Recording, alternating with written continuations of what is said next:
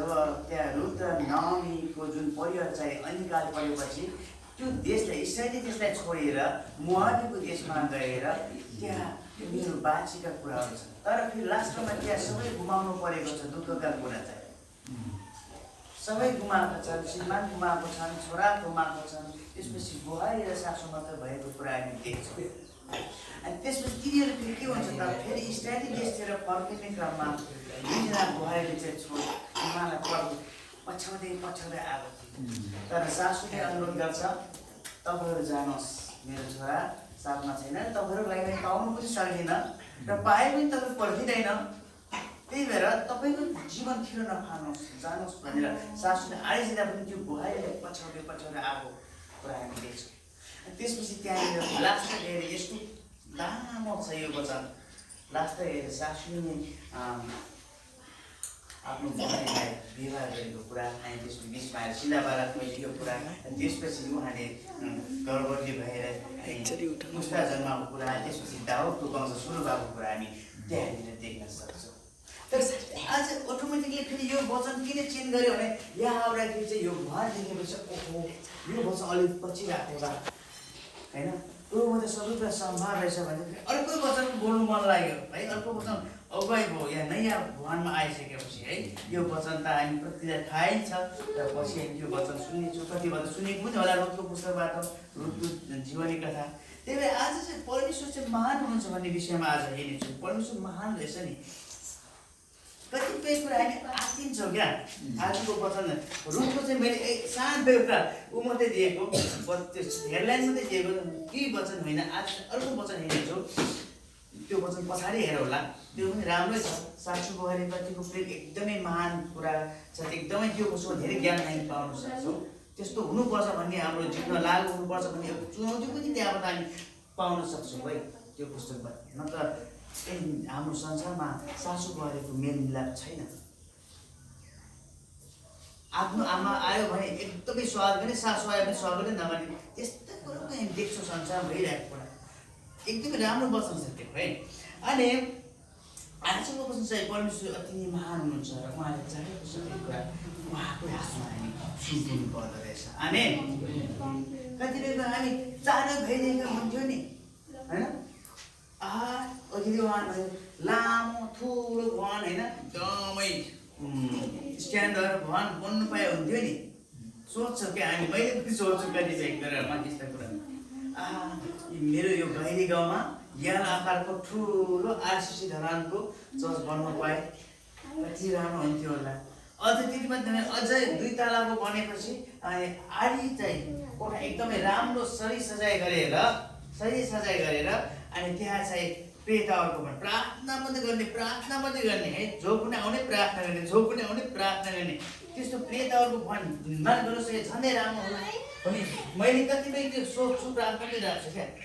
तर हामी चाहे जस्तो नहुने रहेछ नि। प्रभुले आफू के गर्नुहुन्छ रहेछ, प्रभु आफैले गर्नुहुन्छ। त्यही भएर आजको वचन पनि सबै कुरा प्रभुमा सम्भार रहेछ भन्ने विषयमा हेरिन्छ है। योभन्दा अगाडि अस्ति भर्खरै एउटा सानो गौरव हुन चाहिँ भर्खरै म गाउँमा ल्यापटप चार्ज गर्दै हेर्दै थियो। हाम्रो पहिलादेखिको भिडियो देख्यो ल्यापटपमा के बाँसले बारेको भिडियो देख्यो। अनि त्यसमा नाचेको है, क्रिसमस मनाएको होइन, बहिनीहरू भएर नाचेको भिडियो हेऱ्यो एकछिन। अनि त्यसपछि हेर्दै जाँदाखेरि त्यो चाहिँ पछि फेरि जस्ताले बारेकोमा पनि हामी कार्यक्रम गरिरहेछ है। जस्तै बारेकोमा पनि कति मान्छे नाचिरहेको भिडियो रहेछ त्यहाँ त ल्यापटपमा। यहाँ जस्ताले बारेको पनि जस्ताले बारेको पनि भिडियो रहेछ।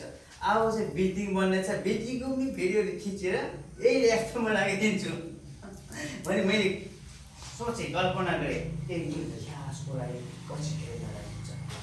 अब बाँसले फेरि बार्न सकिन्छ त, त्यो अवस्था फर्किँदैन नि।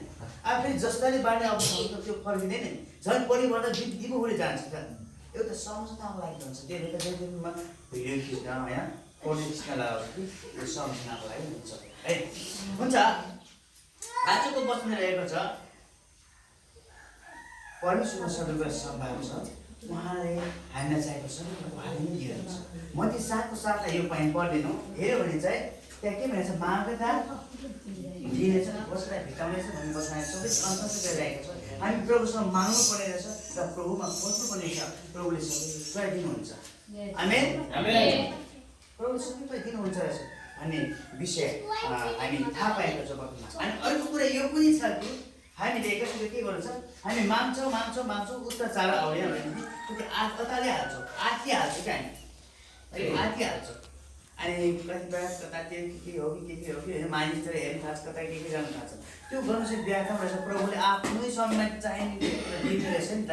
वचनै बात भन्छ मत्ती फेरि 21:22 हेऱ्यो भने चाहिँ विश्वासको कुरा आयो यहाँनिर। विश्वास गरेर प्रार्थना जे माग्छ तपाईँहरू सो पाउने चाहिँ भन्नुभएको चाहिँ होइन, हाम्रो चाहिँ विश्वास चाहिँ दब्नु भएन है। पाउँछु भन्ने आशा चाहिँ हामीमा रहनु पर्ने रहेछ। प्रभुले एक दिन त्यो सबै कुरा पुरा गरिदिनु हुनेछ। आमेन। 20मा 25 जस्तो विश्वास हुनु भएन। प्रभुमा आउनु सक्छौँ भने आउनु सक्छौँ, आऊ एक दिन पहिला त सक्यो। 20मा तल हेर्ने पानी देखेपछि आँटिहाल्यो, उसको विश्वास देखेपछि म डुबिहाल्यो साँच्चीकै। कतिपय कुरा म जे बोल्छु नि, हामी जे सोध्छौँ नि त्यस्तै हुने रहेछ। त्यही भएर सोच्नु हुने, नराम्रो कुरा सोच्नु हुँदैन, नराम्रो कुरा चाहिँ बोल्नु हुँदैन। प्रभुले दिनुहुन्छ। पास्टर केशवको वचन मलाई मनपर्छ। उहाँसँग कारमा एक्चुअली लमजुङगा उहाँ बोल्दैछ, चलाउँछ, हामी चाहिँ आमिन भनिरहनुपर्छ। खै आमिन न आइन भन्दै गराउनु थाल्नु, आमिन भनिरहनु पर्छ उहाँको चाहिँ। अनि तपाईँले चाहिँ जे हाम्रो तपाईँको दर्शन के छ, प्रार्थना राखेको छ, तपाईँले पाइसक्नु भयो भनेपछि आमिन भन्नु पऱ्यो। अनि तपाईँ आमिन भएन भने खोइ त विश्वासै छैन। तपाईँले पाइसक्नु, कसरी पाइसक्नु भयो भने उत्तर आउँछ। कसरी पाइसक्नु भयो, तपाईँ संसार चाहिँ छैन प्रश्न लिन्छ छैन। पाइसक्नु भयो त उभो गर्नु बाँकी छ, अब आइसकेको छ, चलाउनु बाँकी छ। यही विश्वास गर्नुपर्ने। साँच्चै हामी चाहिँ यी विश्वास गर्नुपर्ने रहेछ कि जसरी विश्वासद्वारा अचम्मको काम गरेका छ नि, मौसाले पनि अचम्मको काम गरेका विश्वासद्वारा दौडले सुन्नु पानी छिर्यो, त्यस्तो चट्टानबाट सबै कुरा सम्भव छ। त्यही भएर यहाँ वचनमा हामी युहन्नाको पुस्तकमा अनि यो चाहिँ पढौँ। युहन्नाले 15को 7 एकजना पढेन हेर सिधा हिसाब राम्रो मात्र भन्ने हिँड्दै जान पर्नु छ। सुसम्झाइले नाम 15को 7 तिमीहरू ममा रह्यौ भने र मेरो कुरा तिमीहरूमा रह्यो भने तिमीहरूलाई जे इच्छा लाग्छ माग र त्यो तिमीहरूको निम्ति गरिनेछ। आमेन। के भन्छ, तिमीहरू ममा रह्यो भने